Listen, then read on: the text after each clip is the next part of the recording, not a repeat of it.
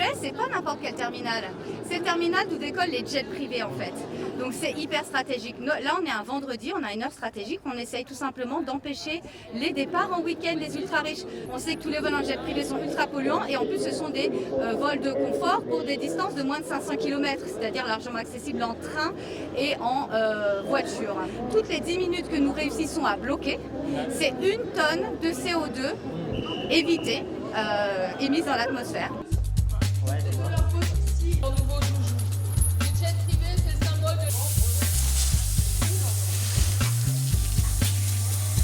La peinture rouge, en fait, on le voit aussi derrière moi, il y a la banderole criminelle climatique. Ça symbolise le sang, ça symbolise la mort, parce qu'on sait aujourd'hui, c'est particulièrement tangible à l'échelle internationale, le nombre de morts. Donc on sait que voilà, les sécheresses cet été, les inondations, c'est sans précédent, c'est bien plus cataclysmique que prévu.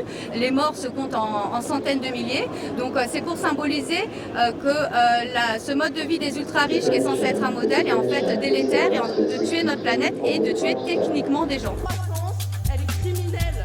Cette croissance, elle donne d'extinction de rébellion et d'attaque. Nous sommes atterrés. Donc on est déjà à 3 tonnes de CO2 qui ne sont pas partis.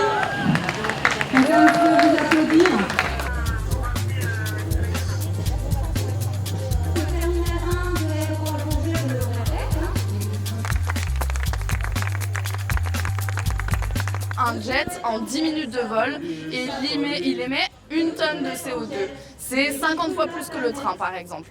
Donc il nous est indispensable de dire qu'on ne peut plus laisser ce genre de pollution superflue exister. On veut tout simplement qu'il soit taxé et qu'il soit interdit.